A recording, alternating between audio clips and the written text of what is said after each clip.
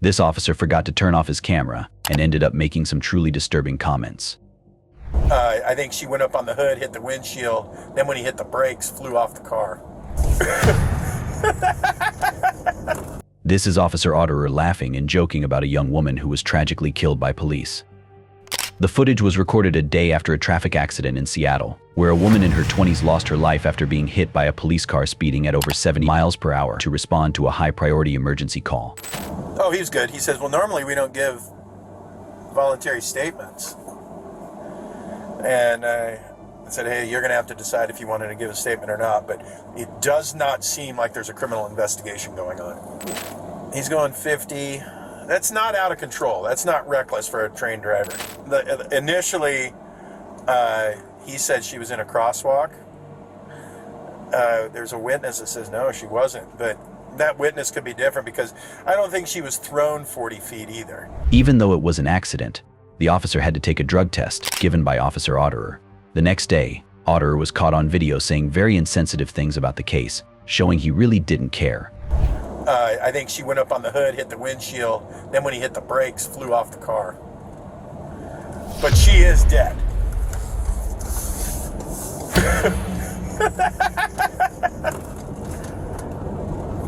No, it's a regular person.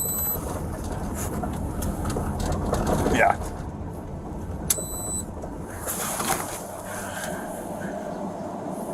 Yeah, just write a check. Just $11,000. She was 26 anyway. She had limited value.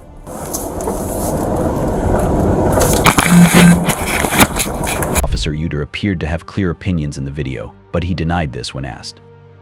Later, a Seattle Police Department employee found the video and it was sent for investigation. Otterer then said his comments were making fun of the lawyers in the case, not the victim. This evil cop mocked a mentally ill woman and threatened to tase her, all while his body cam was recording. You want to get tased? Don't do it! This is going to be so fun. When Tulsa police officers respond to a 911 call, they find a 70-year-old woman named LaDonna locked inside a store's bathroom, refusing to come out. LaDonna is experiencing a severe mental health crisis. LaDonna, can you open the door? Well, no. So we don't want to bust down this door. That's not nice. It's just not nice. Okay, well, so if you don't open the door, we're going to have to bust it down, okay? Oh, why would you do that? I'm not doing anything to you. I'm not. Mm-hmm. Why would you do that to me? So they want you off this property. It's not like that. Mm-hmm. We have like a crisis team, but they're busy right now. They like handle like mental health. Try to get them to come out here. From the bottom here, it's not locked. The store manager has the right to ask the woman to leave, and her refusal could be considered trespassing. However, given the woman's unstable mental state, the police should try to handle the situation peacefully. Unfortunately, Officer Keisha arrives with a confrontational attitude and a harsh tone. How about let's get this out of here, because that's not good enough. She is banned from the property. The property owners want you to leave. They said that you're banned, so if you come out and leave, What have I done? because you won't come out of the bathroom, they want you to leave. Because I have diarrhea and vomiting? Is that a sin? For 4 hours. They said you've been here for 4 hours. Well, you know, time flies when we're having fun. Okay, well, hey, listen.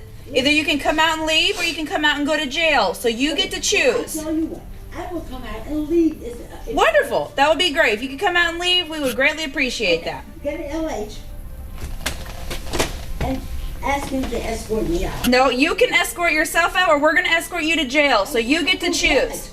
Why would you? For trespassing, because they want you to leave. Why? Because they want you to leave the premises, and they can tell anyone they want to leave. So you can choose. Diarrhea? Yeah, you've been here since 11. So either you leave on your own. No, you better not do it. Hit you with that Lysol. Officer Keisha seems to have forgotten that another officer's camera is recording her as she jokes and laughs about the mentally ill woman behind the door. Despite this, there's a peaceful way to resolve the situation. LaDonna has said she would leave if the store manager asked her to. Since the manager isn't there, the officers come up with an alternative solution. I love my job. You guys are gonna need new air freshener. I hope you don't mind. Oh, thank God for my Facebook. Thank Okay, it's unlocked. I can feel like the tension from her hand just holding it. It literally just bars through. Yeah, Once she runs out of air freshener. Yeah, once she runs out. Once If I get Burns sprayed in the eye, Burns- I'm gonna be pissed. Funny? I'm not laughing. Why are you? Because I want you to leave, and I gave you the chance. You come out on your own, or you go to jail. It's then discovered that LaDonna has an aerosol can and a cigarette lighter with her in the bathroom, leading Officer Kasia to worry she might start a fire if they don't get her out quickly. Despite the seriousness of the situation, Officer Katia seems to be enjoying herself a bit too much. They told you to leave, and you refused to leave, and now you're trespassing, and you're trying to set the building on fire. Yes, you are. You have a lighter and aerosol in there, and I can hear it, yeah. You are not trying to save anything. You want to get tased? Don't do it. 055. I'm going to kick this door down and rip you out of there. It's Ritter's home. Jesus. This is just what I wanted for the first damn call of the day. God No dang it. kidding. Hey, someone needs to use the restroom. Can you open the door for them to use the restroom? Okay, yes, look, they're trying to kill me here. Can you believe that thing's happening? I don't even know what this lady looks like. Is she white? I have no idea.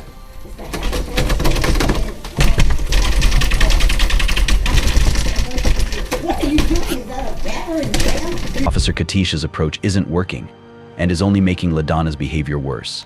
The situation intensifies further when Kara threatens to use her taser, escalating the tension instead of calming it down. So you're gonna get pepper sprayed, and that's gonna be a good time. So just to let you know, either you open the door or you get pepper sprayed. Let it roll. Can you even like get it cracked, honestly? Yeah, right there. See, it's cracked plenty Oh enough yeah, right we here. could. Like, yeah, and spray right here. And it's going to be a lot of blood here. There's going to be a lot of blood. You're going to get to blow your damn self up. That's what's going to happen. That's exactly what She needs to go to jail for arson. She's trying to start a fire. Charlie, no, be alright. You're gonna have to shoot me. No, we're gonna have to go hands on and throw you to the ground. Cause Oh, so not nice. Finally. now it's about time. Reinforcements have arrived, and it seems Officer Kasia is about to get her wish of confronting LaDonna directly. Moments after the backup officer appears, they finally come face to face with the distressed woman. That goes in, right? It goes in, yeah. So when we're gonna hit her. Okay, so what's the plan? Gonna bust it then spray, or we're gonna bust it then go hands on? Rude. Because we're gonna have to go hands on. She's already like threatened. Okay, so let's just go hands on and not Not get OC'd. Okay, perfect. Okay. You ready?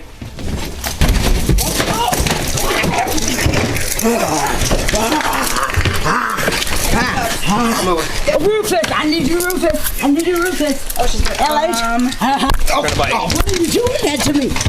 Cast. I need to get my son cast. I need my son. Stop. Rufus, I need you. Stop it. LH, stop it. Stop it. You're hurting me. Okay, I'll go to jail. Hold me all day. Get your hands on my pants. That is so nasty. Yeah, this was unnecessary. You're right. We didn't have to do any of And this. I'm sorry. I'm really, really. Okay. Can we clean up the blood? Yeah, we're gonna have to clean. Do not kick him. Do not kick him. No, he is. Please, I this Do not kick him. Sit up. LH, this is not right. It's not right, sir. It's really not. I said sit down. Sit down. I will. Okay. Neighbor 408. You're hurting me. Please don't hurt me. When footage of this arrest went viral, it sparked public outrage.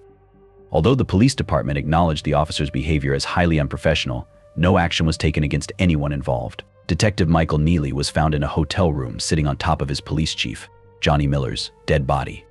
Mike and his chief were at a conference and decided to go out for drinks one evening. After a night of heavy drinking, Mike woke up to find himself in police custody, taken to the very same interrogation room where he had questioned suspects for the past decade.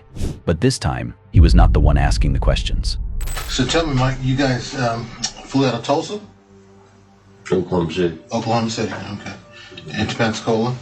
Yep. Was it a direct flight? Nope.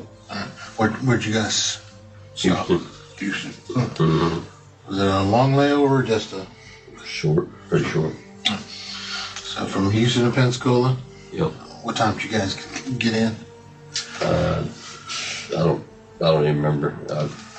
Afternoon sometime. Did you guys get to run a car? Yes. Okay. Enterprise or? I think it was Enterprise. Okay. All right, and then from there? We got to the hotel and That's it. Mike is keeping his answers short, which is wise in his situation. However, it's debatable whether he's doing this because he knows it's the best strategy, or simply because he's still extremely hungover. Any problems or anything going on at Crab's? Just normal dinner or what? It's normal. Any drinks there or just dining with? A couple beers. Yeah.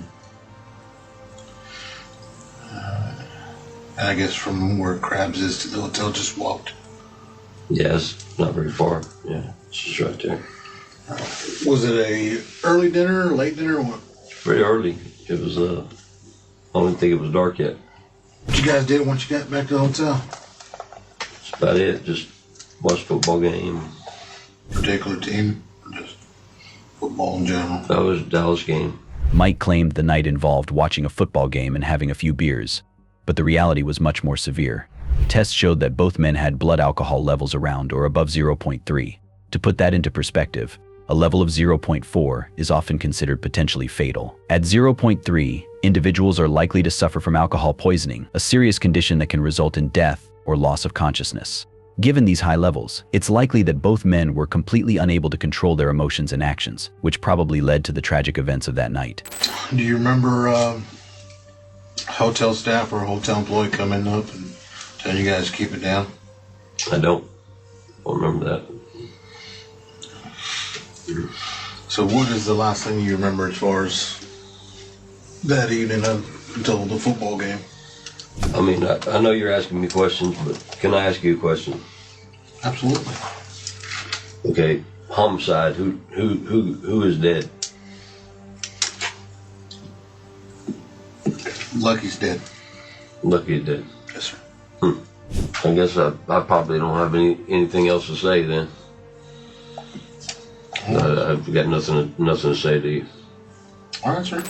Mike was initially informed that he was brought in for a homicide investigation, but only later learned that the victim was his police chief, Miller. Given how intoxicated Mike was the previous night, it's almost certain he doesn't remember anything. Realizing the severity of his situation, he decides to invoke his right to silence, informing the detectives he has nothing more to say. However, these are trained detectives, ready to use their years of experience to investigate the case. Michael, you've been charged with second-degree murder. Okay. I had no idea what I was being charged with. Yeah, you're being charged with second-degree murder, and you're fixing to be booked in the Escambia County Jail with no bond. And we've already notified your wife, Okay. Lucky's wife, and And Lucky's the victim, Yes. I'm assuming. yes. Okay. You have any questions for us? I mean, I've got 1,000 of them, but I mean, really doesn't make it. Well, I mean, sure it does. I mean, if you want to talk, we'll sit here and listen to you talk. I mean, we'd love to know what the heck happened. But I mean, that's up to you. I mean, we'll answer your questions, in return. So I would love to know what happened to, well, I mean, do you want to continue to talk to us? If you do, then I mean, we'll tell you what happened. I mean, I would love, I would like to know what happened, because I'm telling you, I don't have any memory of any of this, and I'm shocked that Lucky's dead. I mean, it's shocking. The detectives employ two tactics to keep Mike engaged during the interrogation. First, they subtly remind him of the severe consequences he could face, almost threatening him with immediate punishment. Then, they ask if he has any questions for them, knowing well that Mike has no memory of the previous night's events. Desperate to understand what happened, and if there's a way out for him, Mike begins to scramble for answers. Imagine waking up in a jail cell, being told you might go to prison for killing your boss while blackout drunk. In this state of panic, you'd do anything to reconstruct the events of that night. As the interrogation progresses, watch how Mike's demeanor shifts as he begins to engage more actively in piecing together the investigation. I'm trying to get you to figure out what's the last thing you remember. Mm-hmm. And if the last thing you remember was watching football, do you remember drinking? Yeah. Okay. Were you drinking the vodka? Yeah, I drank some vodka. Yeah. Well, the first call came a little bit after 6, I believe. One of the guys at the room next to you didn't say you guys were arguing, just being loud, just laughing, yelling. Probably maintenance or security came up, knocked on your door. Lucky answered it. Guy said, "Can you guys keep it down? We got a noise complaint." He said, "Fine, we'll keep it down." Okay.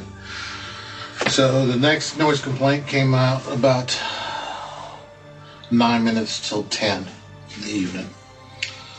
This one was from the other neighbor because the one beside you, the first complainant, they moved his room because you guys were continuing just to be loud. Nothing out of sorts, just being loud. This time he can't get anybody to come to the door. All he hears, he's knocking. He hears just grumbling, grunting. Uses his car to get in. Walks in, and you remember the room layout. There's 2 queen beds. Lucky is on the ground between the bed and the wall. You are sitting on his chest. His face is beaten, and he tells you, "Get off of him, get off of him." Pulls you off of him.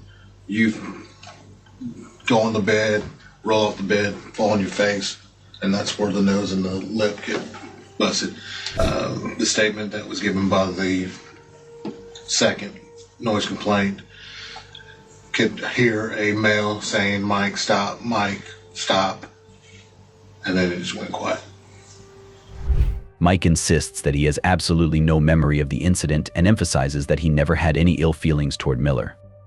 However, throughout the interrogation, he shows no signs of remorse. He appears confused and visibly self-concerned, repeatedly expressing disbelief about the situation. The officers provide more details about Miller's condition, hoping to jog any recollection from Mike about the night's events, but he remains in complete disbelief, unable to recall anything. I mean, you can't think of anything that would have triggered you to jump on Lucky? Nothing. I mean, it's nothing. It's unbelievable. Something happened at some point in time that triggered a reaction from you, and that's what we're just trying to figure out ourselves. I mean, you know, we find out that you guys are down here for a damn homicide and crime scene class. Yeah. Sent down here by your department. And then this mess happens this morning, or last night. Anything else? You got any questions for us, Mike, before we get you across the street? No, I guess I'm getting booked into jail, and Yes, sir. Okay. Yep, we're gonna get you booked in the jail and put in special housing over there so that you're not back there with the heads and stuff. right. And protective custody. You're not wanting to harm yourself or anything, are you? No. Okay. Michael Neely was booked into jail and eventually sentenced to life in prison for second-degree murder. Surprisingly, he took the news quite calmly. He just sat there, seemingly resigned to the fact that his life as he knew it was essentially over. Sheriff Traylor Harris and Officer Banks, part of an eviction team in Missouri, were caught stealing valuable watches and jewelry from a man they were supposed to help. During an eviction, they were tasked with collecting the man's belongings to return them later. Instead, they took the items for themselves. They even tried to turn off their body cameras to hide the theft, but Officer Banks accidentally turned hers back on, exposing the crime. Hold on, don't come down here. No, you just bring it out.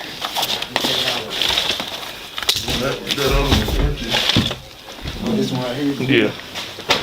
Let me see.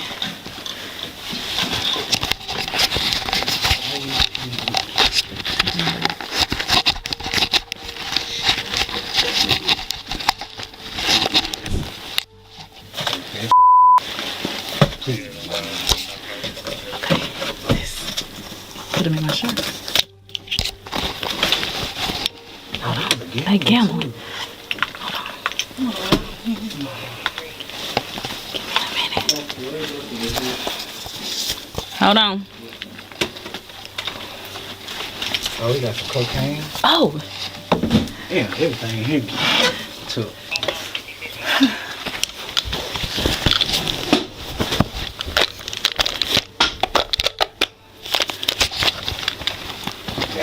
Hold on. Give me a second. You got this bong.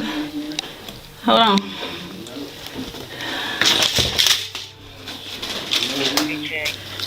Hold on. I didn't get to check them. Huh? Oh, you got to be shitting. Oh, no, there's a whole bunch in the other bag, too. So we can roll this out. It's cocaine in that bar. We're missing a small handgun. I can tell you that now. He probably got it with I found some bullets. It was the bullets on top of that. I didn't go through them. Shit. Yeah, he probably got it with him. Ready? Yeah. Let me take this. Okay. But they had, these are pills. Hold on. I know it's in here. It'll be an easy reach.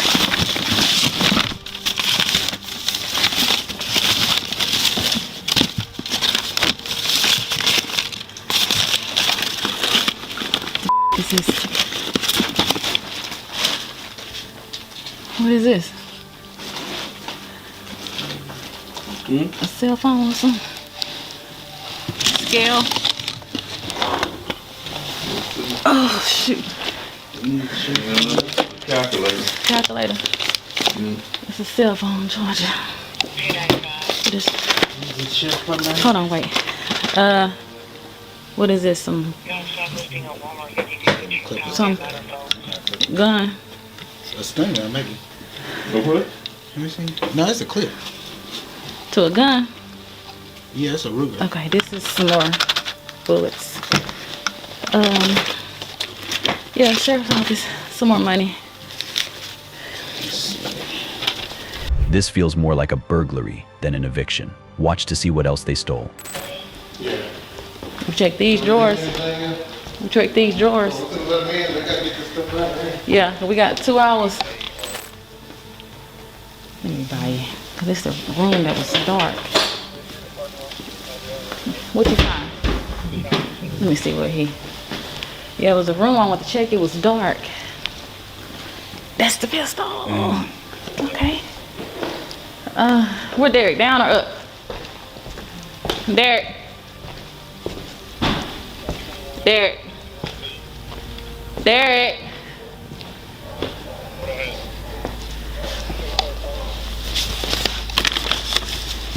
Derek.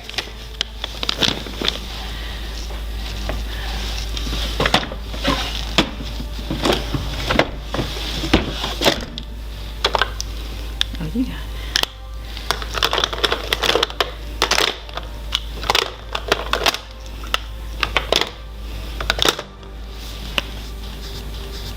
What is it? This is shit I bought last night. Piss. Nah. I beg her.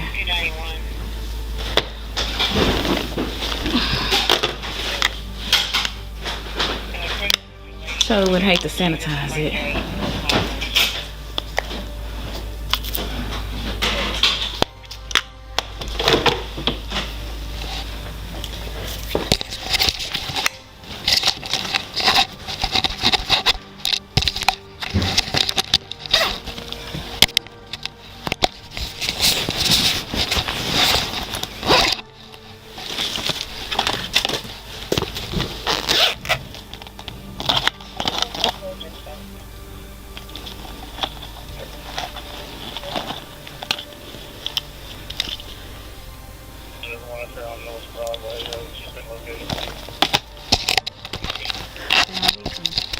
Oakley glasses.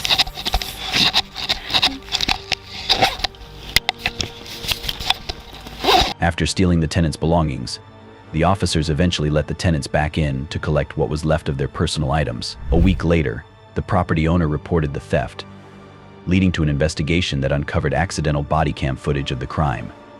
In December 2022, Traylor Harris was convicted of theft by a public servant, receiving 5 years of probation and a $10,000 fine. Officer Banks took a plea deal for a misdemeanor to avoid jail time. Both were fired from the police force.